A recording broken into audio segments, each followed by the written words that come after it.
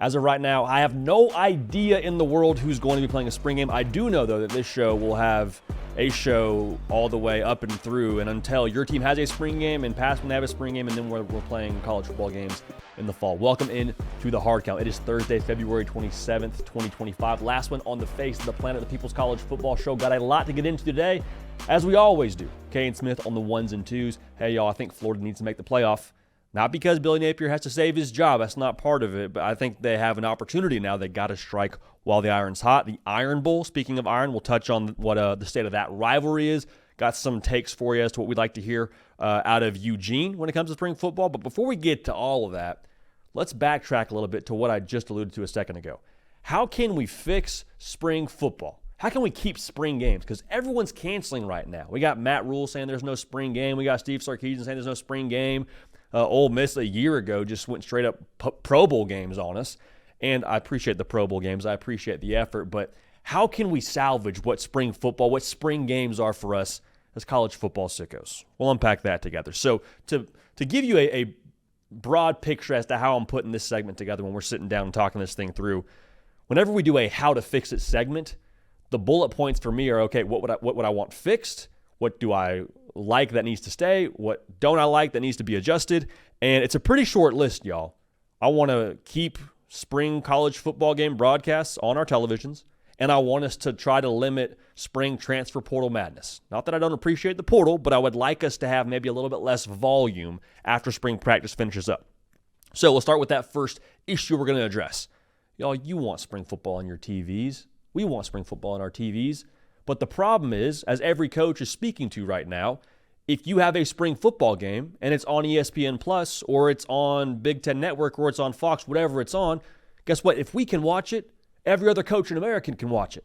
And in some ways, it'd be malpractice to not evaluate somebody else's roster when they give you the chance to go do that on national television. So, Coach Rule is saying, hey, I got guys jumping in the portal or saying they're getting calls from other teams the day after our spring game was just on national TV.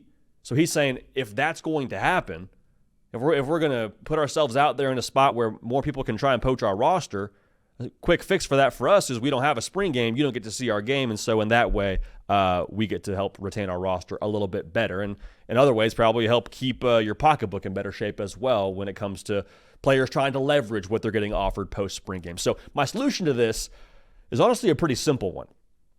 I would love for us to live in a world where if you play in your spring football game, you can play all spring practice, go 1 through 14 on practices, but if you play in practice 15, which is the spring game, you are not allowed to enter into the spring transfer portal. Okay? So if you want to hit the portal, you can do that, but it better be before practice 15. So what this would do is, if you are playing in the spring game, you're telling the coach, hey, I'm in. Hey, I'm all about this. But JD, how are we going to police this? Like, guys are going to play in the spring game, but then they're going to jump into the portal whether you tell them they can or can't. If you do jump into the spring transfer portal after playing in the spring game, there's got to be some sort of sit-out period. Now, what that perfect number is, I don't know. We kicked around the idea of 6 games. I think that'd be enough to probably keep guys from playing in the game and then also jumping in the portal. We could do a full season if we wanted to be super stingy about it. There's got to be some consequences for playing in the spring game then jumping into the portal. If that doesn't exist, okay, we can have a spring game. And to be real, too, like some folks will push back and say, well, JD, the spring game is important for evaluating your own roster, isn't it? Yes and no. Like for most of college football, I think spring is primarily for like setting the table for fall camp. Like you can win a job in the spring, but more often than not, you're going to actually solidify winning that job with the lead up to the season. So spring football as a whole, like I'll tell you all a secret too, the spring game in of itself is not really a chance for you to evaluate who you have on your roster. It's a chance to evaluate some depth pieces, but there's a reason why you don't see the starting quarterback play the entirety of the spring game more often than not, because you already know what he is. Also, you've seen him all spring practice. Like practice 15 is a celebration of what spring football has been for your team.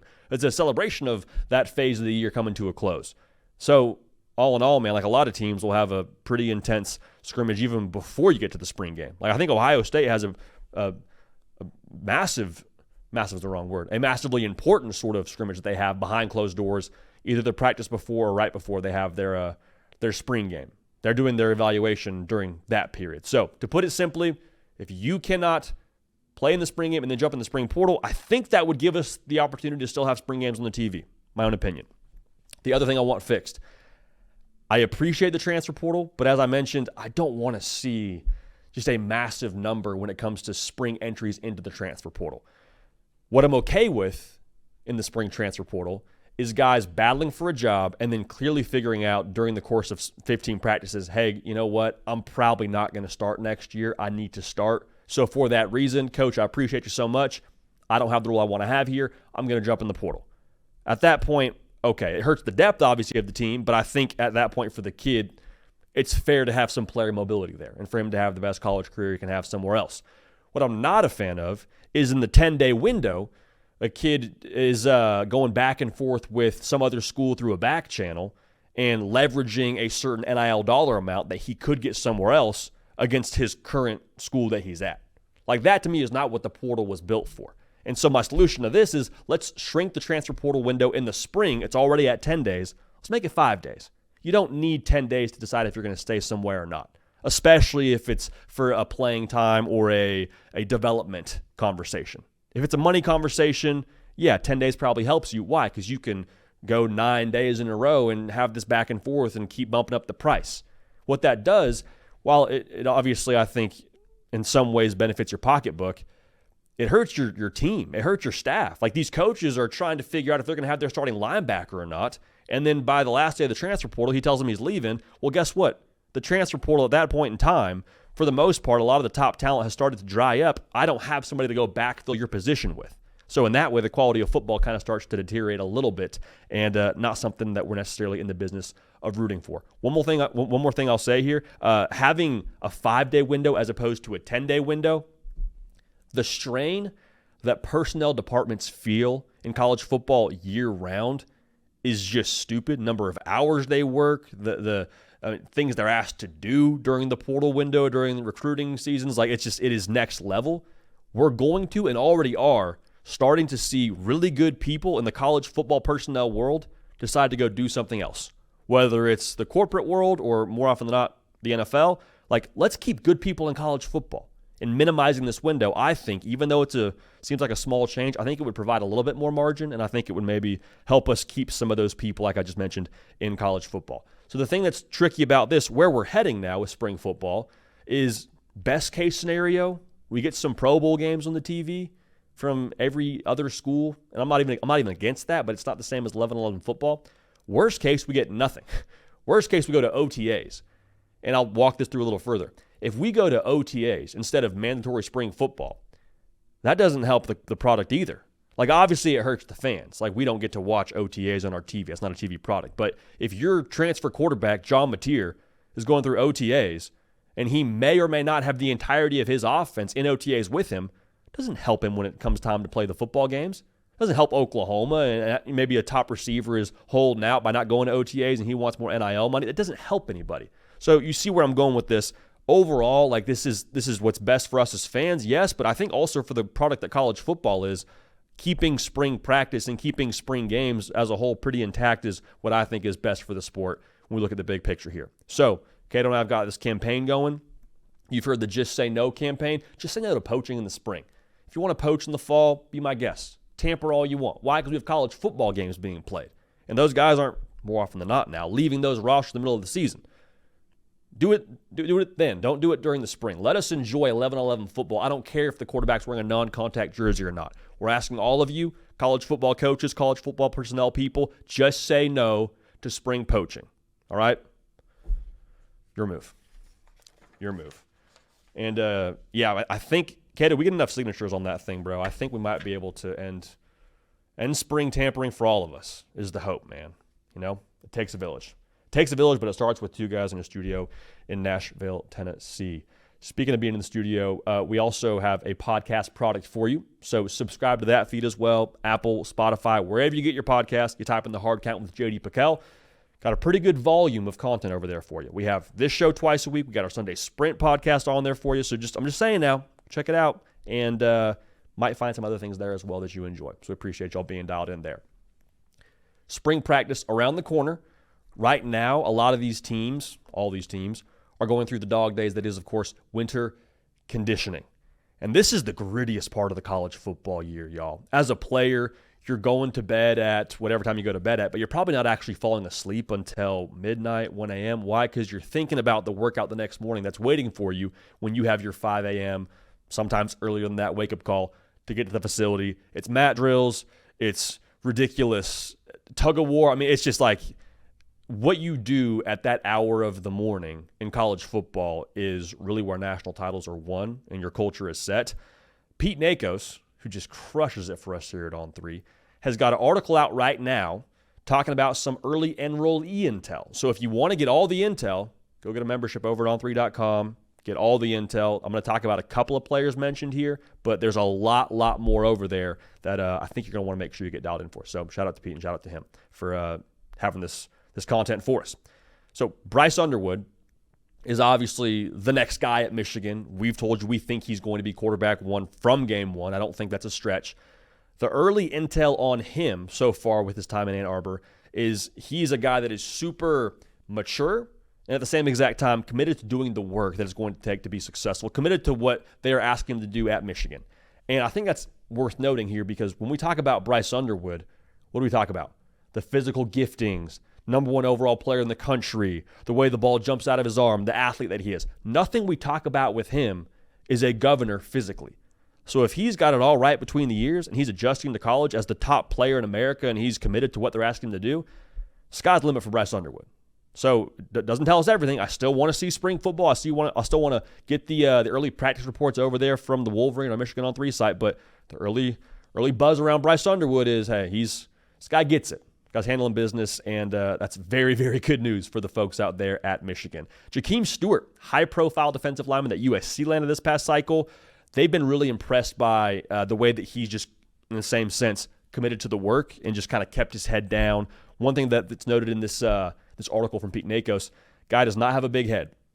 Okay, now, whenever you're a high-profile recruit like a Jakeem Stewart and you show up at a place like USC where, let's be honest, they have had their fair share of shortcomings a little bit further back, not as much as of late, but the defensive line's been a problem for USC. So when you walk in there and you're Jakeem Stewart, it'd be very easy to think that you're the guy. To hear that he's not taking that approach would be encouraging from a USC fan. The fact that you got him and that you feel like you have a good player in him that you obviously signed out of high school, that's the next step for me when I talk about USC. Like the quarterback you think you're going to have. Skill position players you feel confident will be attracted by having the quarterback. If you can have dudes like Jakeem Stewart stacked up and you're too deep on the line of scrimmage, USC is going to compete for national titles. And that's not even saying anything hyperbolic. That's just the fact of the matter. Speaking of line of scrimmage, another play on line of scrimmage, our top defensive lineman from this past cycle in the industry was Elijah Griffin. He is currently at Georgia. Y'all, he's described in this article as just like being a pro. Like the way that he attacks the work, the habits, the traits. He has been, in this article, described as bulletproof. He's listed on the roster at 6'5", 300. So the talent's there. The size is there. Sounds like the work habits are there. Doesn't it just always feel like all the great Georgia teams have someone like an Elijah Griffin in the middle of the defense or on the line of scrimmage? Like a Jordan Davis, obviously PicKell Williams and what he was a season ago for Georgia when they won the SEC. Like, surprise, surprise, Georgia's got another great defensive lineman.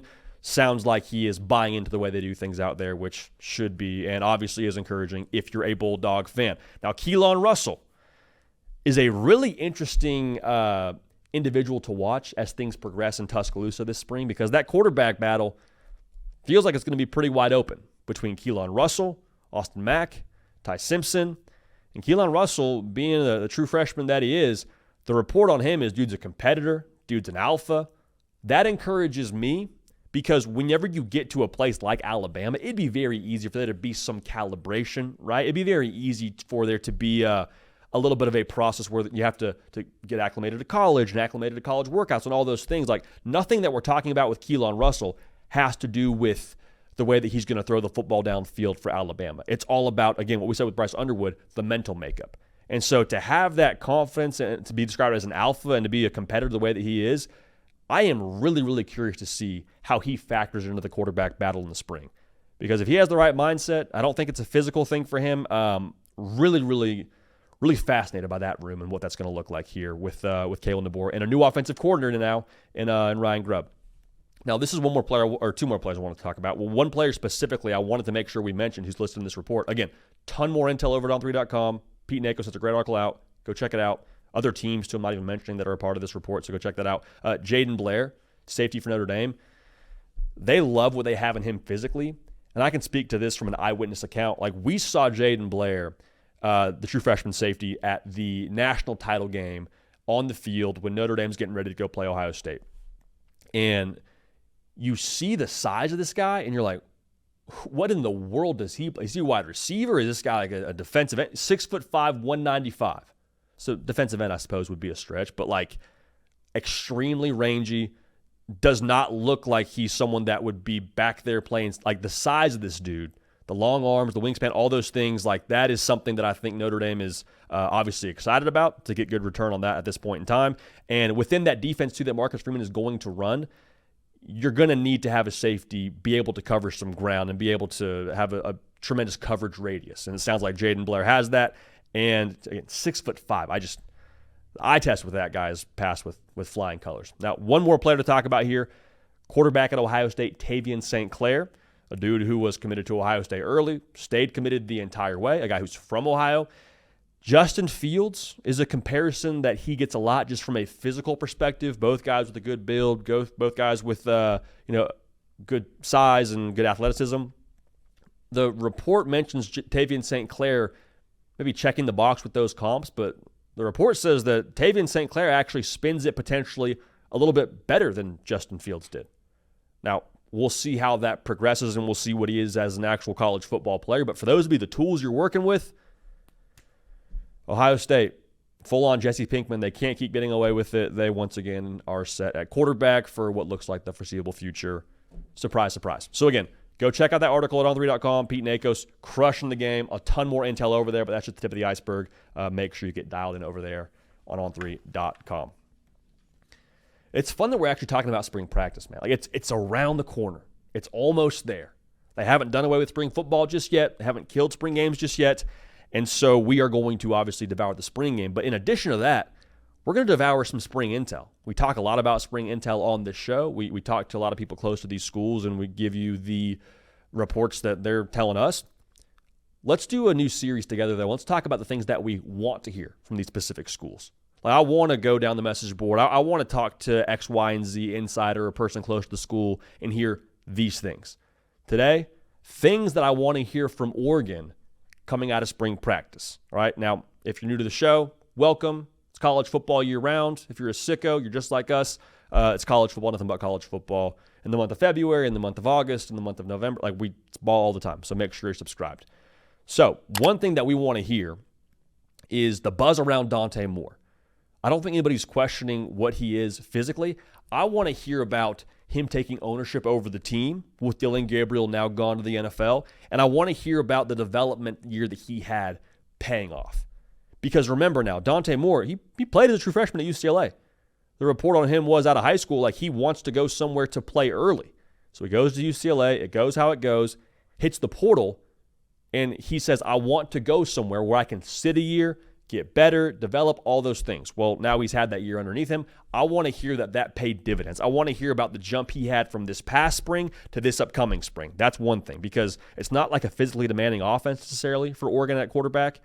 It's more so a demanding offense on the mental side of things. Like Will Stein in that offense, he wants the ball out in 2.2 seconds on average, meaning you got to be dialed in, got to know where to go with the football.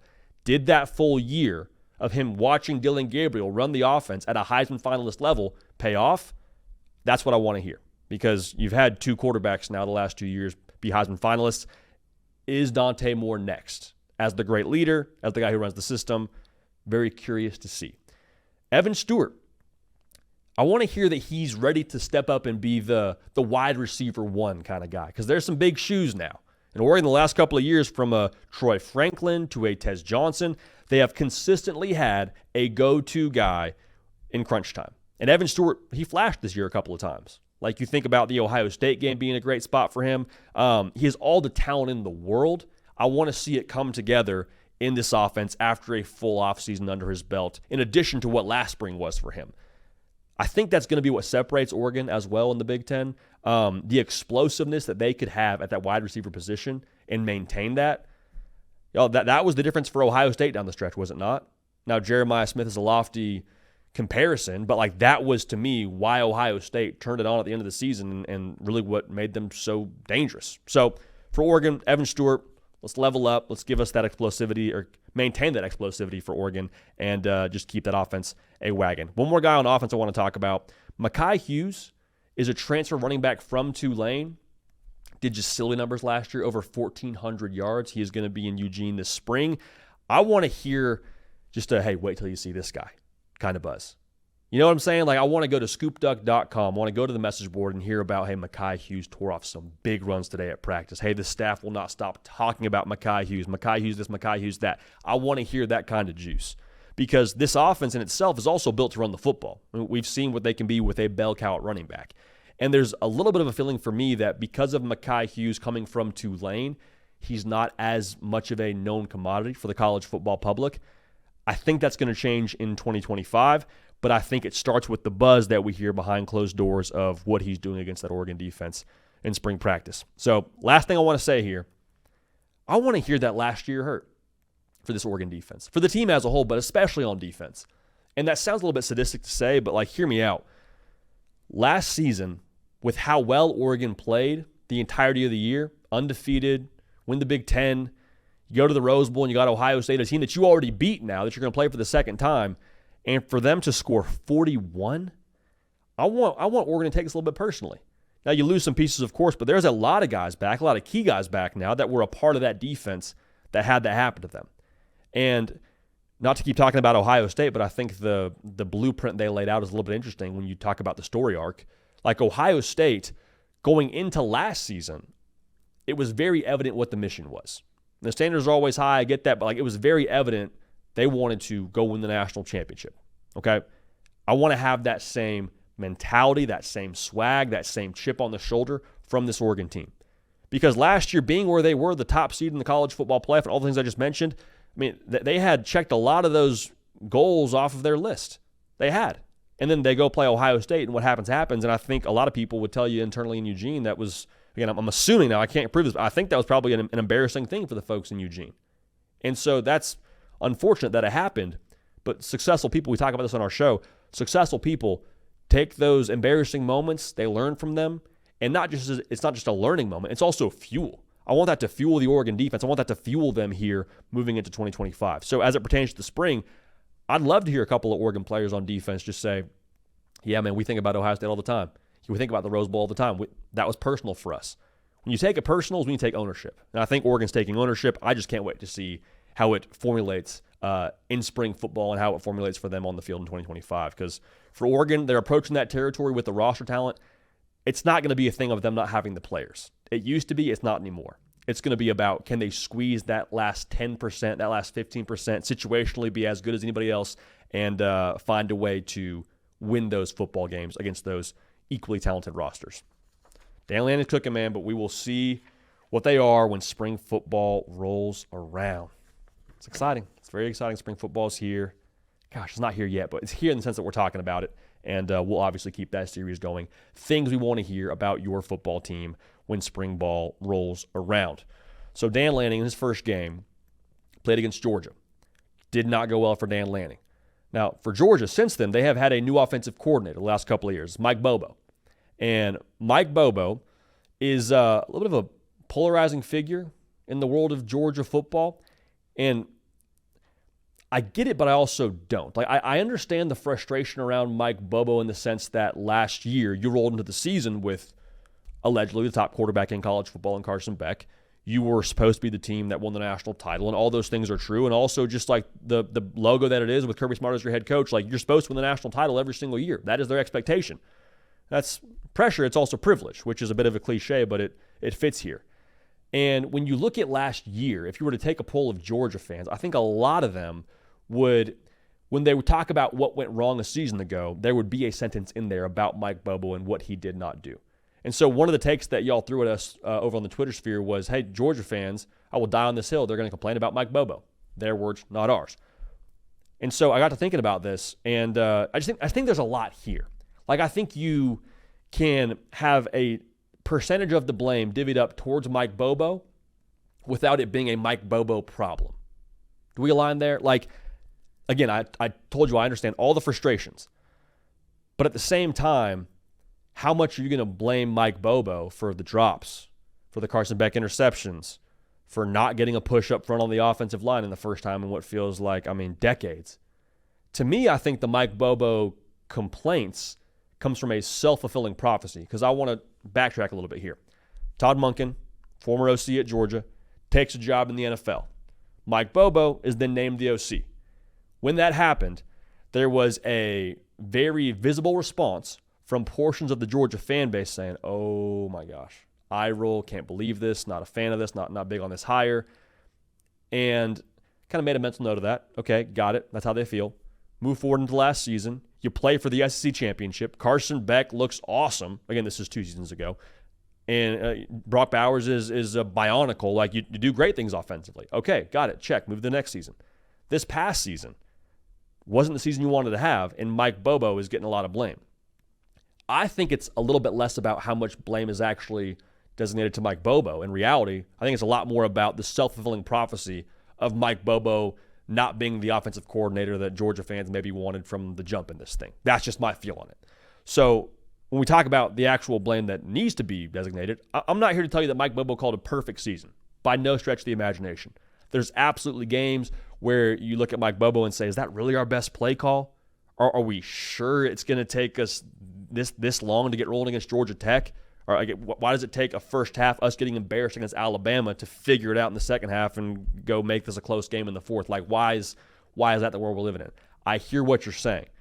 But to me, I look at this thing at a broad strokes perspective, look at just the reality of what last year was. Georgia wasn't as good as they've been. And this is coming from somebody that picked Georgia to win the national title before last season. I thought they would roll. I thought they'd be a team that found a way to go all the way and get it done, and that wasn't the case. Some of that's on Carson Beck, sure. I don't think you could have predicted the receiver room leads the country in drops. Losing Brock Bowers, it hurt. I don't think we all knew how bad it would hurt. Losing McConkey, no Cedric Van Prant. Like, there was a lot of things that Georgia lost from last season that they didn't replace the way that a lot of us anticipated that they would. And so when you talk about like Mike Bobo, and again, going back to his blame, I look at the offense last year and I say, okay, led America in drops. Got it. A quarterback who was tied for the lead in the conference in interceptions. Got it. A running game that was ranked in the hundreds when it came to yards per game. So no real ground presence, which maybe leads into the Carson Beck interception deal. I don't know. All that's the case.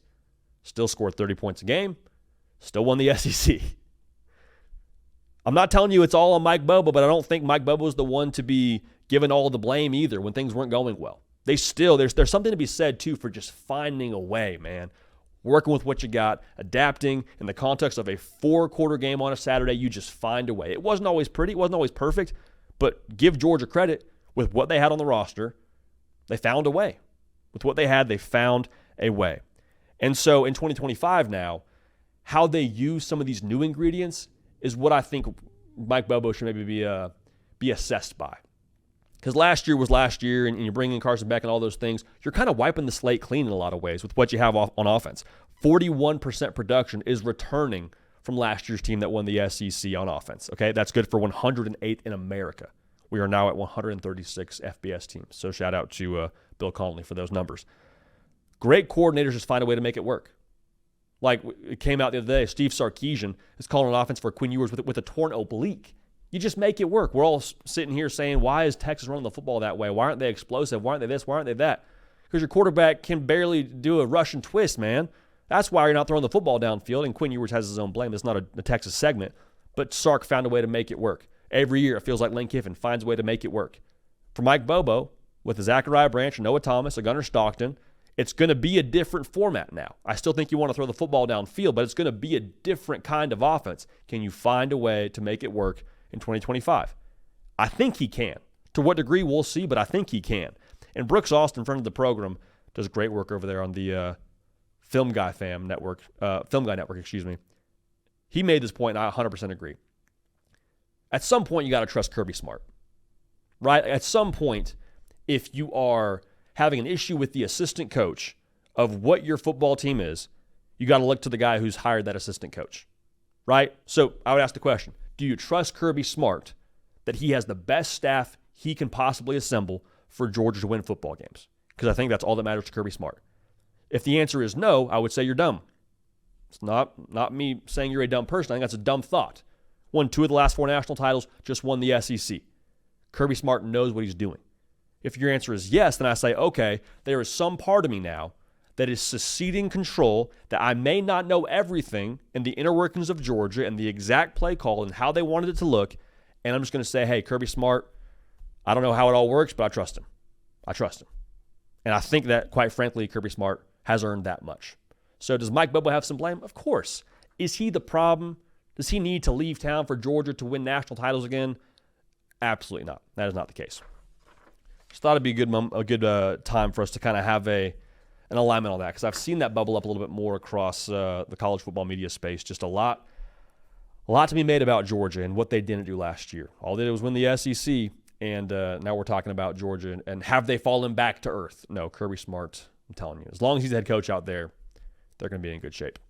Now, Georgia is going to play Florida, as they always do every single year. And, y'all, I got to thinking about this when we were putting together the show, who needs to make the college football playoff. Yo, I think Florida needs to make the college football playoff in 2025. Now, hear me clearly. I am not saying they need to make the playoff, otherwise Billy Napier's out of town. I'm not saying that. You could win 8 games, 9 games, and I think for Billy Napier, there is still a conversation to be had around him being the right guy in Gainesville, especially if it's 9. But the point I'm making here is there's an opportunity for Florida in 2025. Isn't that what life's about, man? Like you do the work behind the scenes, your moment comes, and when you got that moment, shout out Marshall Mathers, you're going to lose it and let it slip away? Would you grasp it? Take it for everything it's worth? I think that's Florida here in 2025. And the reason why I feel that way, we've said this a few times, but you look across the conference, the most important position in sports is quarterback. There's a lot of uncertainty in the SEC at quarterback, a lot of new faces.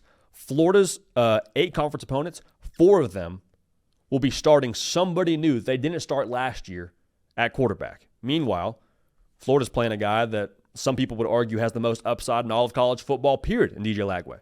I know this, 6-1 as a starter. I know this, finished the year white hot with wins over Ole Miss and LSU. It wasn't even 100% healthy. Like, that's enough to get me excited. So you feel certain about who you have. And across the conference, even the top 3 teams that are supposed to win the conference, the top 3 best odds in Texas and Georgia, Alabama, all good rosters, all well-coached, all good teams. There's no guarantee what those teams are going to have at quarterback. There's confidence. I don't think there's guarantee. Florida, to me, at this point, should feel as close as you can to a guarantee at quarterback with what you saw a season ago. It's my humble opinion. Now, it still has to do it. Still has to build off last year, but like having actually seen it happen in practice, not in practice behind closed doors. I'm saying in practice, like you saw it in an actual game, be practiced out, should be encouraging. Absolutely should be encouraging.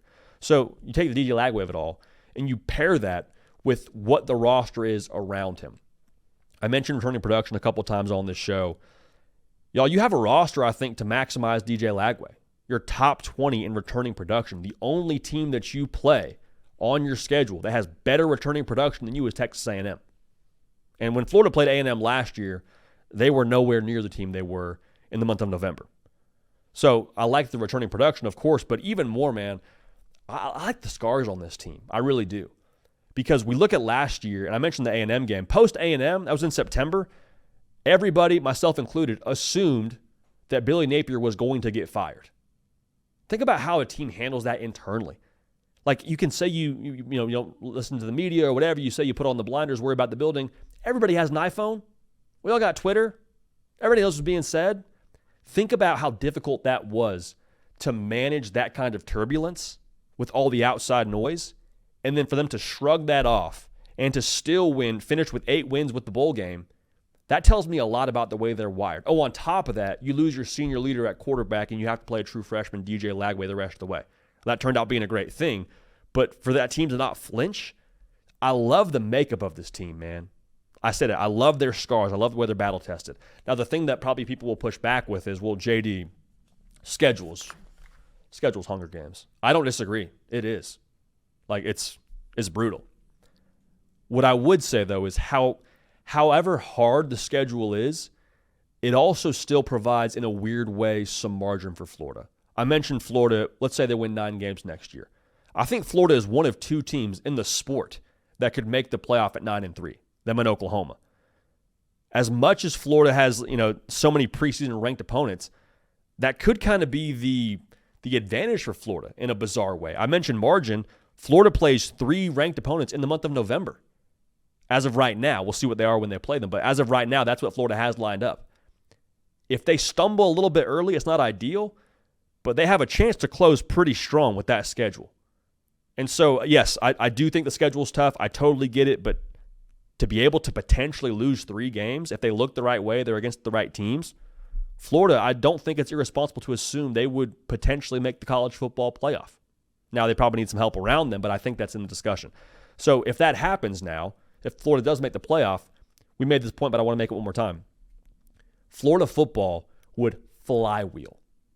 It would be rocket fuel on that thing. Because last season, it won 7 games, and they were on the verge of having a top 10 class. What if they make the playoff? You don't think they'd have a top 10 class and then some? You don't think that Billy Napier, the approval rating, the security around Florida would be just astronomically in a different place? I do. And so when we talk about what Florida is, they are the team in the most talent-rich state with the conference logo on their helmet that produces the most draft picks. That equation should set them up for pretty good success. So it's not about pressure for Billy Napier as much as it is for me about opportunity with where the rest of the conference is, where your roster is, who your quarterback is, all those things. Time is now, baby. The time is now. Strike while the iron's hot. We're here for it. We're all the way here for it. I'm really pumped to get the message boards on Gators Online and just get a pulse for the spring intel out there. It's going to be fun. It'll be a lot of fun. Hey, speaking of iron, we've done this for a couple different rivalries, but I want us to take it out to Alabama and talk about the current state of the Iron Bowl and what's going on out there. Now, obviously, Nick Saban, no longer a part of this rivalry, but this is a rivalry that just always has a way of getting weird, regardless of who the head coach is. But you subtract Nick Saban from it, and I think there's a little bit more it's weird to say excitement, but I think there's maybe a little bit more excitement for at least Auburn fans around it than there was previously. You look at both programs, though, both Alabama and Auburn, a year ago to me, and a couple years for Auburn, weren't totally settled. Like, hand up, I thought Auburn would be way more together than they were this past season. Wasn't the case. Alabama, though, as much as people want to knock DeBoer and say what he hasn't done, whatever, coming off a year where, yes, by Bama standards, underachieved, but didn't have a fit at quarterback for what he had, did not have his offensive coordinator that typically is the guy that he's had the most success with in Ryan Grubb. And Ryan Williams, I love Ryan Williams, but he was the go-to guy. He had 8 of Jalen Milroe's touchdown catches, and Jalen Milroe only threw 16 touchdowns. So I'm not excusing it, but I am saying now, you look at what they have coming in, second-year guy on defense, all right, better continuity, I would say, on that side of the football, so that'll improve. Also some young bucks that'll have a little bit more time in the saddle from Xavier Brown. They're going to be in a better spot there. You talk about a better fit at quarterback. We'll see who it is, but I don't think it's irresponsible to assume that whoever it is, whether it's Keelan Russell, Ty Simpson, Austin Mack, whoever it is, fits a little bit more of the mold of what Kalen DeBoer wants that offense to be. We've said this stat a lot, but I'll say it one more time. Jalen Milroe previously came into this system last year averaging 20 attempts a game. Kalen DeBoer and Ryan Grubb, historically speaking, would like to be closer to that 40 attempts a game. That's what they've averaged over the course of the last couple of seasons before they got to Alabama and Ryan Grubb coming to Bama this season. So the opportunity for Bama, in my mind, is a chance to almost reassert yourself as like that team in this rivalry and reassert what this Bama brand is, what the logo is. That's not saying it took a knock last year, but there is now some questions if I'm a college football fan, like, hey, what's Bama going to be under Kalen DeBoer? Last year is last year. The portal is the portal, and the portal bodied Alabama in a lot of ways when Nick Saban retired. What are they going to be, though, when Kalen DeBoer gets his feet underneath them? In the context of this rivalry, it's going to be a lot of fun to watch because for Auburn now, they've been working to get to a place where they can be steady since Hugh Freeze got there. There was a reason why they went so heavily to the portal the last 2 cycles. This past cycle, they still had some good quantity, but not nearly as much as before. They kept their defensive coordinator, DJ Durkin. You go get a different quarterback in Jackson Arnold with a ton of potential. Cam Coleman, who I don't think it's a stretch to say your best player on your roster from a pure talent perspective, gets another year better. There's a lot there where you just say, okay, this should be the year where things get a little bit more aligned. I'm not saying you win the SEC, but there should be some real forward progress here. I think Auburn's been fighting to get back to neutral for the better part of the last couple of years. I mean, since Hugh Freeze got there, I think they're now at neutral. And so the exciting thing for me with the things that we're looking to see from Bama, the things we're looking to see from Auburn, what I hope as a guy who just has no dog in the fight but loves to see a good college football game, loves to see a good college football rivalry, I hope we get to a place now where the Iron Bowl has more juice nationally. Like if you're an Auburn fan or a Bama fan, it doesn't matter to you. They could play this game tomorrow in a parking lot and we're all dialed in. It'll mean everything in the world to both fan bases. That's a beautiful thing. That's why we love college football. But I do think it was a little bit special the last couple of years when Michigan-Ohio State became a marquee game, whether you were an Arkansas fan, whether you were a Wisconsin fan, whoever you were a fan of, Michigan-Ohio State, that was to punch a ticket to the college football playoff. Like that was a massive game. And that rivalry in itself, getting to have that kind of national exposure, as a college football sicko / college football hopeless romantic, I loved that for all of us because everybody got to see what Ann Arbor, Michigan was at its best when Ohio State came to town. Vice versa. You roll into the shoe, and we did for I guess it was the 2022 game. We got to go see what that environment was like when Michigan rolls into town for a college football playoff ticket to be punched, essentially. That's awesome. That's special. So if we could take that kind of spotlight, even put some of that now on this rivalry, like Nick Saban, yes, this game was always a bit it's always a weird game. I'm not saying that Nick Saban was perfect in this game. I think it was 12-5 overall. My point being, if Auburn can bring some more juice to the table here, and they can maybe formulate a little bit more of what we thought they were going to be from last season and have that play out, I think that'd be awesome.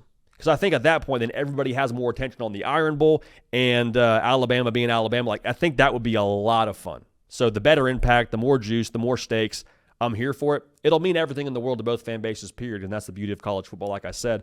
But as much as we can juice up the Iron Bowl nationally, I'd be here for that. And now with the door a little bit more opened, with seeing what Bama's going to be and no more Nick Saban and all that, and Auburn, you would hope kind of getting things rolling now. Both programs have the arrow pointing up. I can't wait to see it. I can't wait to see it. I think it'll be good stuff for the health of college football as a sport. So get at us on the socials, Instagram, Twitter, at JD PicKell. Let us know the take that is your hill you're willing to die on. All right, because we've been going through a couple of those. Been a lot of fun. So shoot those our way, and we will do our best to get to those as we unpack them throughout the course of this part of the year. Now, also during this part of the year, been doing something a little bit different. If you're just now tuning in, we're going to talk through a playoff field. Not a playoff field when it comes to college football teams. Remember how much argument there was around Selection Sunday or whenever the rankings dropped on Tuesday? We're going to do a playoff field around different things in the world. Not, it's a weird way to say it. Different topics, different subjects. We've done Super Bowl food. We've done football movies. Right now, though, with the man, the myth, the legend, Caden Smith, producer of the Hard Count, we're going to talk through the playoff field for the most elite burgers. Now, the disclaimer here, fast-ish food burgers. Like my criteria here, Cato, was like you can't have a waiter show up and take your order. That doesn't count. So like Red Robin, love you, you're out. I'm excited about this one. A little bit nervous, as we always are. How are you feeling about this one, Cato? Feeling good. I feel like this is a easy one for some people, maybe regionally, to get upset. So I'm curious to hear some people's takes. But I also think there's a lot of sleepers, a lot of sleeper potential. There's some brands that might not be as iconic, as known, that people they'll just die on that hill. I know there's some burgers personally for myself that I feel pretty strongly about. So I think this is more about the field than the seating, if that makes sense. I hope you got the right 12 that can please the audience, but I think everyone's kind of first four.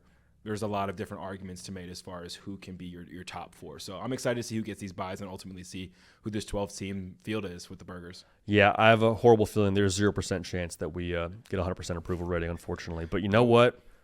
We're gonna talk our cash. We're gonna tell you the 12 burgers we like, and we'll go from there. The team's getting a buy, Cato, for me. The burgers, 1 through 4, as follows. At number 1, In-N-Out Burger. Is there some West Coast bias in there? Of course. Absolutely there is. But In-N-Out to me is number 1. I don't apologize for it. Now, a lot of folks are going to say the fries are this, the fries are that. I like the fries. This is a burger ranking. So if we do the full menu, we can get to that another time. But this is, to me, a burger ranking. In-N-Out at 1. Five Guys at 2. Okay? I mean, you said it before we got rolling, potentially the best dressed burger. I think that's a very good way to say it. A little bit more messy, but the price point is the price point. You get what you pay for. You know, like I leave Five Guys feeling full. I can't say that for everywhere else. Carl's Jr. at 3, solid burger. I will say I haven't had a ton of Carl's Jr. as of late, but I respect the product they're putting on the field. And then Wendy's at 4. So that's 1 through 4. Any notes on the burgers getting a buy here? Anyone that you're like, hey man, this is a snub. You got to put them in the top 4. Yeah, I've only had one In-N-Out experience in my life, JD. As you know, I haven't been to California in my life, but I had it once in Texas. I got the wrong thing. You're supposed to get animal style, and there's like a secret menu apparently. I wasn't given the playbook, so I can't say I'm as familiar with In-N-Out's game. I've heard great things, though. No problem with that as a 1 seed. Five Guys, love Five Guys to death. As you mentioned, well-dressed burger. I mean, you get a Five Guys burger all the way. You're going to get all the toppings. I know we're not doing sides here, but their Cajun fries are excellent. That's great value there as well. They're going to fill that bag up. They give you the cup, but in the bag, you know you always got some extra fries to work with. So love Five Guys. The West Coast bias for the In-N-Out pick, I get that, but I think you maybe made up for that for Carl's Jr.'s because that's Hardee's. Okay. That's Hardee's some places too. This is a big phenomenon. I haven't had a burger from there maybe in my whole life. I'm familiar with their breakfast game, but not the burger game. So I digress there. Love Wendy's as a 4 seed. I think that's probably the most slept on like fast food burger. We're talking about going through the drive-through, getting a burger, getting it for a good price point. A Baconator is tough to beat, man. I think people who haven't had one in a while, haven't had one ever, try that and then come back to us about it being a 4 seed that gets a buy. So far so good. I think you're doing well. I'm curious to see how you felt the rest of this field. Okay. I appreciate you not being enormously harsh on me with these. Like sometimes I'm like, oh man, I'm going to talk about this with Cato. I'm going to get waxed for putting In-N-Out at 1 or wherever. I will say, go back to In-N-Out. This is something that I don't know 100% to be true, but I'm going to say it anyway. I think In-N-Out tastes different not in California. I can't prove that. Understandable. Spent time in Texas. Different taste. Still good. Still 1 seed, but I just can't totally get behind it. They need home Texas field. As much. Some teams need home field advantage, you know. They're great at home, dude. Take them on the road, though. Undefeated at home, some would say, yeah. Yeah, that's a good way to put it. Undefeated at home. And so they're going to need home field advantage here in this playoff to get it done, but that's the teams getting the bye. So here we go, 5 through 12. I'll try and go a little bit more quickly here so we can get some of the discussions. Shake Shack at 5. Oh, yeah. Okay. Whataburger at 6. Whataburger, I like you. I do. I really do. Sonic at 7. Cookout at 8. Cookout, a little bit more regional, still made the cut. I think there's enough juice there for them to be in this discussion. Smash Burger at 9. Okay, a little bit off the beaten path, but they're still there. Jack in the Box at 10. Dude, McDonald's is 11 for me. I like McDonald's. To me, there's a lot of logo juice. I don't know if I see the on-field product. To me, they're Texas before Steve Sarkisian got there. You know, that's who McDonald's is to me right now. Burger King at 12. Now, full disclaimer, have not had 9 through 12 in some time. It's been a hot minute. So I could be needing to revisit some of these things, but that's my 5 through 12. A lot of good first-round matchups. Shake Shack and Burger King in the first game should be good, but tell me what you think about this. You have to get me up to speed on Smash Burger. I've never heard of your 9-seed Smash Burger. Oh, really? Okay. It's I don't think they do drive-through. I think it is a similar feel. Like it's a very like custom burger kind of vibe. It is national. I think it's probably a little bit big. I know it's definitely on the West Coast. It might have made its way to the Northeast. I did my best to not make it super regional. Like if we were going just off the region, like P. Terry's is a place that I think only folks in Austin, Texas know. It'd be a 2 seed for me. I'll leave that there. But yeah, Smash Burger, thinner burger, true to the name of the spot. Really good quality though. I will say that really, really good quality. It's not this like, oh, just slap these patties together with a couple of buns. Like it's a well put together product in my humble opinion. Not familiar with their game, so I'll take your word for it. I think 9 seeds fair for that then. If it's a team you're not as familiar with, you know what I'm saying? But if it were my personal list, that might be where I put in a team like Steak and Shake. I'm very much love them. But I think other than that, JD, this might be your best field. Like really?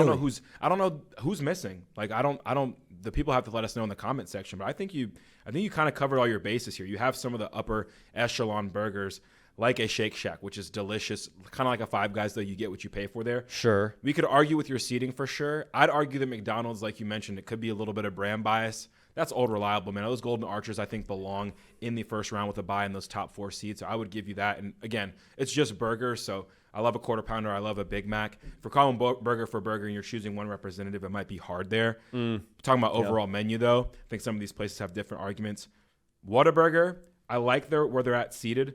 But my issue with a Whataburger, as highly seated as they are, which people might have beef with, I don't think a burger is even the best thing on the Whataburger menu. Yeah. If we're getting their patty melt in there playing these games, I think the 6 seed is perfect. Honey butter chicken biscuit probably gets a first round bye even. The onion rings, the fries, the sauces, their whole menu's good, but I like other things there other than just the burger. Sonic has a great burger. Cookout has a great burger. I haven't had Jack in the Box in a long time. And Burger King, I think that's a perfect 12 seed. It's one of those ones where no one's really had it in a while, but the people who have had it recently will stand 10 toes down, and they're extremely loyal. And I could see any of these teams honestly making a buy. I know In-N-Out, we mentioned, is a great home field advantage team. What happens when they get on a neutral site, though, with Cookout? Like, that's a good question. When it's 4 o'clock in the morning and you need someone there for you, Cookout might get it done. So I think this is legitimately your best field. I think there's a lot of variety. I don't think there's going to be a lot of arguments that we're going to hear from people outside of maybe some regional favorites like you mentioned. So I have to clap it up for you on this one. Hey, I appreciate that. This is a flawless field right here, man. Wow, that means a lot in a